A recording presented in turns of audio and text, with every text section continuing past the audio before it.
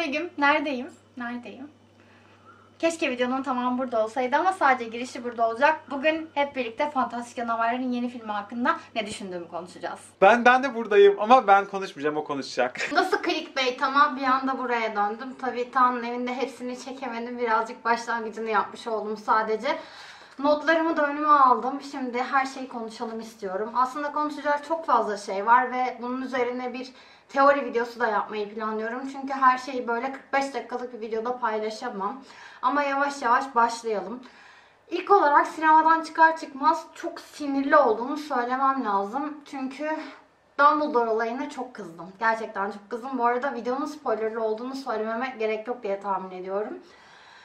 Credence'ın Dumbledore çıkması beni inanılmaz sinirlendirdi. Bu netti. Fakat filmden çıktıktan sonra, özellikle Umut'la konuştuktan sonra, birkaç kişiyle daha konuştuktan sonra biraz sakinleştim. Çünkü şu anda bunun doğru olmadığını düşünüyorum. Tamamen Grindelwald'un Credence'ı gaza getirmek için, onu Dumbledore'a karşı kullanmak için söylediği bir yalan olduğunu düşünüyorum. Öyle değilse yine çok kızacağım. Tabii bunu birazdan ayrıntılı olarak konuşuruz. Hemen kısa notlarıma geçelim. Fragmanda gördüğümüz fakat filmde göremediğimiz sahneler olduğunu fark ettim. Bir tanesi Lestrange aile ağacına bakan bir Yusuf Kama görüyorduk. Bu böyle yeraltı su şeylerinin orada gibiydi. O bölümü gördük fakat tam olarak o sahneyi görmedik. İkinci olarak da böyle balo sahnesi gibi bir yer vardı Rita'nın olduğu. Öyle bir yer de görmedik. Keşke biraz daha uzun bir film yapsalarmış, bunları da görseymişiz. Karakter inceleyelim istiyorum. İlk olarak ben Dumbledore'la başlayacağım. Fragmanları ilk gördüğümde Jude Law'ı yememiştim açıkçası yani. Dumbledore falan demiştim. Özellikle ilk fragmandan sonra. Ama filmde beni %100 ikna ettiğini söyleyebilirim. Konuşmalar, haller, tavırlar falan genç Dumbledore olduğuna beni inandırdı. O yüzden çok mutluyum. Buna inanmayacağım diye çok korkuyordum. Onu Dumbledore olarak kabul edememek benim için çok kötü olurdu. Ama şu anda net bir şekilde kabul ettiğimi söyleyebilirim. Dumbledore demişken hemen Grindelwald'a geçelim. Grindelwald inanılmaz cool bir karakterdi. Çok cool'du. Tek olumsuz yön olarak özellikle Johnny Depp'in oyunculuğunda daha fazla mimik görmek isterdim. Çok mimiksiz, çok boş geldi bana yüzü. Belki de hani oyunculuğu o şekilde kaydırmak istemiştir. Çünkü Grindelwald daha derin bir karakter. Belki öyle yapmak istemiştir ama geçen filmdeki bu Colin Farrell'ın oynadığı karaktere göre, ki o karakterde inanılmaz bir mimik görüyorduk. Belki o yüzden bu konudaki beklentim yükselmişti. Öyle bir şey göremeyince birazcık üzüldüm. Ama bir sahneden konuşmak isterim. Bu alevlerin içinde, alevleri büyütmek için şöyle, sanki bir orkestra yönetiyormuş gibi yaptığı sihir çok güzel değil miydi? Mükemmel bir sahneydi. Dumbledore dedik, Grindelwald dedik, Blood Pact'e geçelim. Blood Pact'i zaten teori videosunda konuşmuştuk. Doğal olarak doğru çıktı. Zaten çok konuşulan bir şeydi o kolyedeki. Ben bu noktada Grindelwald'un Blood Pact'in gittiğine, yani o kolyenin gittiğini böyle bilmediğini falan sanmıyorum. Kesinlikle kendisi de gitmesini istiyordu. Böyle düşünüyorum. Çünkü kendisi de onun yok olmasını istiyor. Yani Dumbledore onu öldürebilecek tek kişi olabilir ama bu noktada Dumbledore'u öldürebilecek tek kişi de Grindelwald olduğu için Grindelwald'un da ona karşı savaşamaması çok büyük bir negatiflik onun açısından. Hatta bütün olay birbirleriyle savaşamamaları yüzünden gerçekleşiyor. Bu yüzden Credence'a ihtiyacı var. Ve Credence'ı manipüle edemeyebilir. Bu birinci. Credence Dumbledore'u öldürmeyi başaramayabilir. Bu ikinci. O yüzden kendisi de bir şeyler yapmak isteyecektir diye düşünüyorum.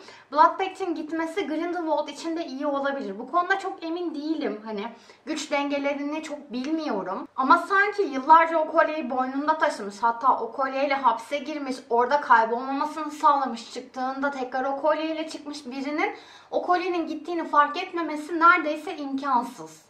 Burada 3. filmde tabii ki de kolyenin yok etme çabalarını göreceğiz. Kolye bana birazcık hem şeyi hatırlatıyor, dönülmez yemini hatırlatıyor, hem de birazcık hortkulukları hatırlatıyor. Çünkü bir obje olduğu için onu yok etme çabası nedense sanki böyle hortkuluk yok etmeye benzer bir süreç olacakmış gibi hissettiriyor. Buradan Jacob'a geliyorum. Jacob yine filmdeki komik noktamız olmuş. Fakat hani bilmiyorum. Yeterince komik, fantastik canavarımız var. Keşke Jacob bu kadar komik olmasaymış. Başka bir şey olsaymış diye düşünüyorum. Çok komik yönünü gördük. Hani karakter derinleşmesi açısından çok bir şey göremedik. Daha fazla şey görebilirdik. Jacob dedikten sonra da başka bir derinleşmemiş karaktere geçiyoruz. Queenie. Queenie neden Grindelwald'a katıldı? Biz bunu neden göremedik? Bir insan sadece yalnız hissettiği için Grindelwald'a katılır mı? Bilmiyorum. Kafamda deli sorular noktasındayım Queenie hakkında. Küçücük bir ihtimal de olsa Queenie'nin kendi isteğiyle katılmış olması ve hani kötü olduğu için ya da Grindelwald'u desteklediği için değil, içerideki insan olma hedefi gibi bir şeyle katılmış olması ihtimalini ben yüksek görüyorum. Çünkü en son sahnede özellikle Ezra Miller'ın Credence'ın, Allah'ım adamın adını söylüyorum sürekli. Credence hani aklını okudu ve hani bak şöyle şöyle davranmalısın gibi bir şey söyledi Grindelwald'a. O sahnede aslında Grindelwald'un neden istediğini, Queenie'yi çok net bir şekilde görebiliyoruz. Çünkü Queenie gerçekten çok iyi kullanılabilecek bir karakter. Yetileri nedeniyle çok iyi kullanılabilecek bir karakter. Queenie'nin Grindelwald'un da beynini okuyabildiğini varsayarsak yanına gitmesi hani bir, ona gerçekten inandığını gösterir ki bu çok saçma. Yani J.K. Rowling bu kadar salak karakterleri bu kadar ön plana koymaz. Bunu biliyoruz bir kere yani. Bu çok çok net bir şey yani. Koymaz.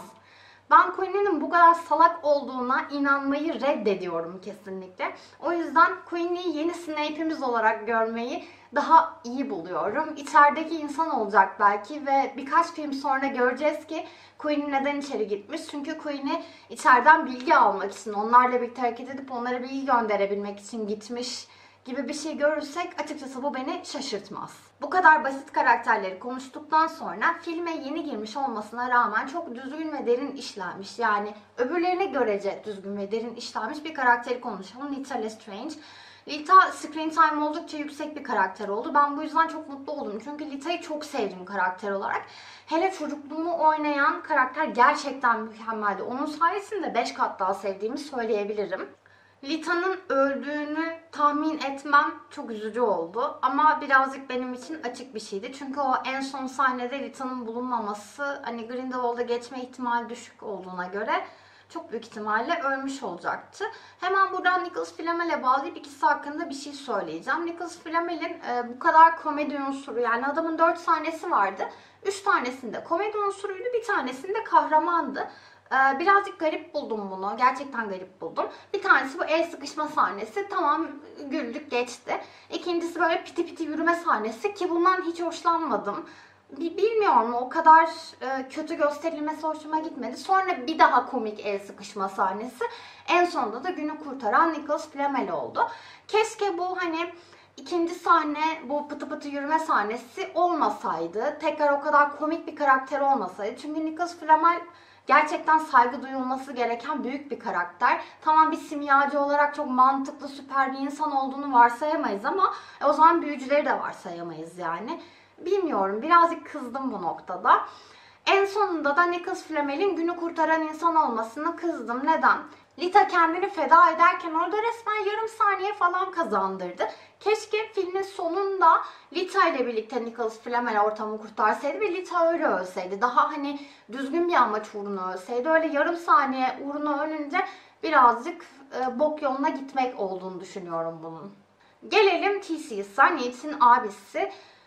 Ben bu filmde Newt'in Theseus'ı neden bu kadar içten sevmediğini anlamayı beklerdim. Bunu anlayamadığım için birazcık üzgünüm. Çünkü Theseus gayet de sweetheart görünen bir adam, yani çok tatlı bir adam. Ne olabilir? Hani ailesel sorunlar olabilir düşündürtü bana. Klasik başarılı kardeşi daha fazla sevme ve Newt'in de hani genel olarak biraz daha garip bir insan olmasıyla ilgili şeyler olabilir diye düşünüyorum. Ama keşke birazcık daha fazla görseydik. Çünkü ilk sahne çok kalp kırıcıydı. Theseus gelip ona sarıldığında böyle şey gibi durması falan. En azından şöyle bir kullanım, onunla pıt pıt yaparsın. Ha, peki falan dersin. O bile yok. Bence korkunçtu. En sonunda tekrar sarıldı falan, bunu öyle çözdüler ama ben daha fazlasını bekliyordum ya. Sadece Lita nedenli de olamaz. Tamam, Lita için hayatında önemliymiş falan filan ama bilmiyorum. Newt'e gelelim. Newt'i çok sevdiğimi zaten biliyorsunuz ama ben bu filmde Newt'le ufak da olsa uyuz oldum. Bunun nedeni de Bunty. Biliyorsunuz bu Newt'in hayvan hastanesimsi gibi yerinde çalışan yeni bir karakterle tanıştık ve bu karakterin Newt'e karşı bir ilgisinin olduğu çok belli. İnanılmaz belli yani. Ben hani bana bu kadar ilgisinin olduğunu bildiğim bir karakterle ona karşı aynı şeyleri hissetmiyorsam onun yanımda çalışması da kesinlikle istemezdim. Hani Newt'in bunu görmediğini varsayabilir. Çünkü birazcık egzantrik bir karakter biliyoruz. Ama şu kadarcık bile görmüş olma ihtimali varsa onun yanında çalışmasına izin vermesi birazcık benim kalbimi kırdı ve Newt'e sinirlenmemi sağladı. Bu arada filmdeki kadınların bu kadar büyük bir yüzdesinin de Newt'i sevmesi. Lita, Bunty, Tina. Ne nitmiş arkadaş. Ve Tina birazcık bu filmde arka planda kalmış. Çok güzel bir kostümü vardı. Ama bu kadar arka planda kalması beni birazcık üzdü.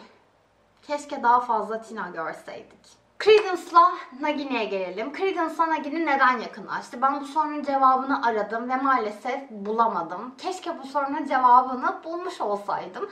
Filmde görmeyi beklediğim şeylerdi. Bir yandan Nagini'nin bütün backstory'sini görmeyi düşünmüyordum filmde. Çünkü bu filmde anlatılan başka şeyler vardı.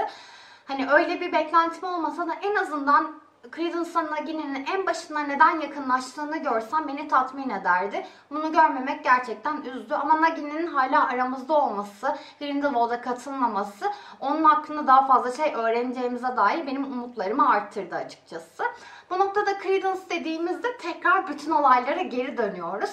Beni çok rahatsız eden bir sahne var. Bu da Grindelwald'un Credence'a asayı uzatması. Hani asa büyücüyü seçerdi arkadaşım. Öyle asa alayım bam falan böyle bir dünya yok bence. Çok rahatsız etti beni gerçekten. Umarım bir film sonra ya da 2 film sonra Credence'ın hani daha kendine uygun bir asa edinme hikayesini 10-15 saniye bile olsa umarım görürüz. Çünkü bu haliyle çok saçma. Asa her ne kadar tasarım olarak çok güzel olsa da.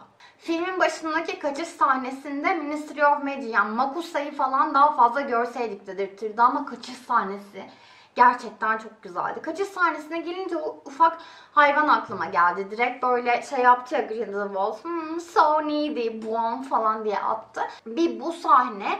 Bir de Grindelwald'un o aileyi, Muggle aileyi öldürme sahnesi inanılmaz böyle şey sahnelerde. Bak çok kötü Grindelwald sahnesiydi. Keşke bu kadar böyle ağzımıza sokulmasaydı. Biliyoruz zaten Grindelwald'un kötü olduğunu.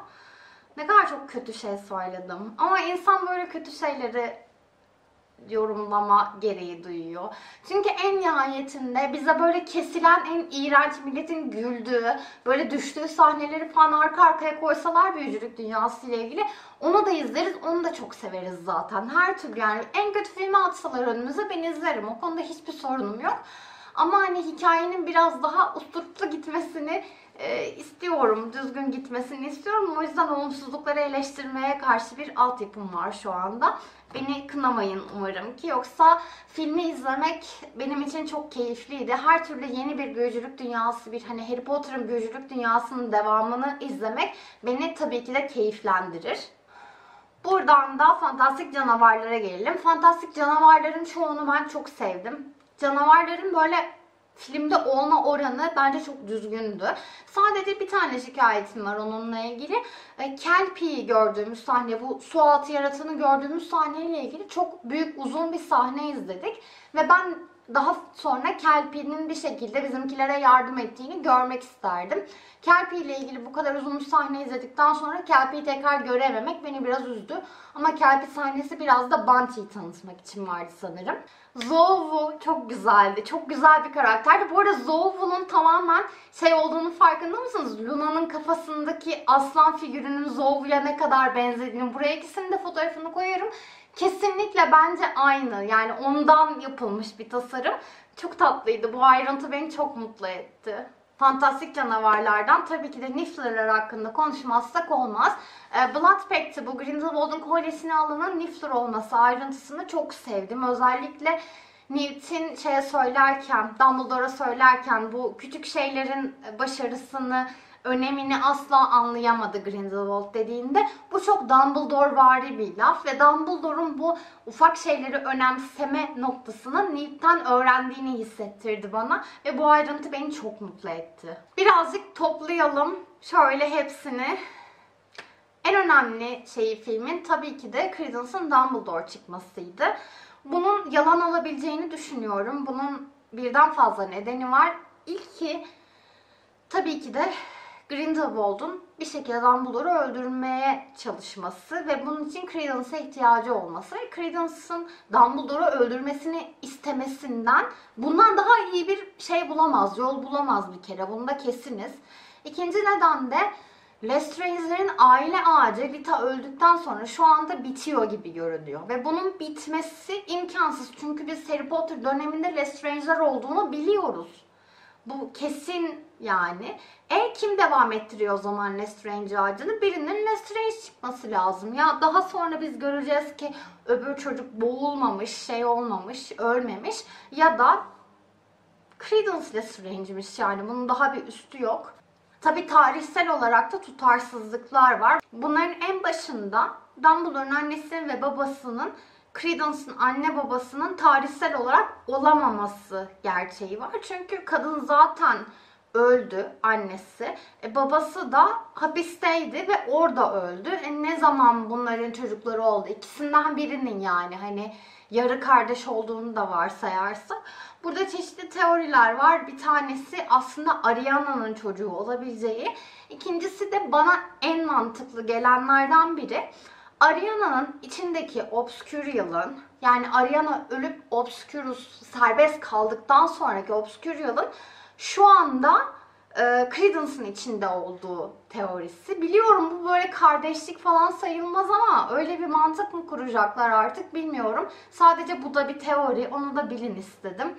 Görece en mantıklılarından biri. Sadece lütfen bir sonraki filmlerde eğer bu gerçekse bu tarihsel oynamalar olmasın. Tarihsel oynama derken ben McGonagall'ın filmde bulunmasından da rahatsız oldum. Hani umarım McGonagall'ın annesi çıkar o. Yoksa çok üzecek yani. McGonagall'ın kendisi ise. Tarihsel oynamalardan gerçekten birazcık hoşnutsuzum. Konuşmayı unuttuğum çok fazla şey vardır. Sizin aklınıza gelenler varsa lütfen yorumlarda belirtin. Birlikte sohbet edelim onlarla ilgili. Zaten bu tek inceleme videosu olmayacak. Ben birkaç tane video daha teori videosu koyacağım. Bunları uzun uzun konuşalım istiyorum bazı bölümlerini. Bir şey unutmuşum bak, Fawkes. Fawkes'ın gelişi biliyorum Credence'ın bir Dumbledore olduğuna dair en büyük işaretlerden biri ama Fawkes'ın Harry'e de geldiğini unutmayın. Belki de Dumbledore Fawkes'ı Credence'a göndermiştir diye düşünüyorum. Bu da ufak bir ihtimal olsa da ben Credence'ın Dumbledore çıkmaması için kafamdaki bütün teorileri, kafamdaki bütün ihtimalleri gördüğünüz gibi ortaya atıyorum. Çünkü öyle çıkarsa birazcık üzüleceğim. Dediğim gibi filmi genel olarak böyle beğenmediğimi falan söyleyemem ama çok iğrenç film. Çünkü benim önüme fantastik dünya ile ilgili çöp atsalar ben yine izlerim. Siz ne düşünüyorsunuz filmle ilgili? Yorumlarda belirtirseniz çok sevinirim. Videoyu izlediğiniz için teşekkür ederim. Beğendiyseniz beğen butonuna basmayı, arkadaşlarınızla paylaşmayı ve daha fazla video görmek için kanala abone olmayı unutmayın. Hoşçakalın.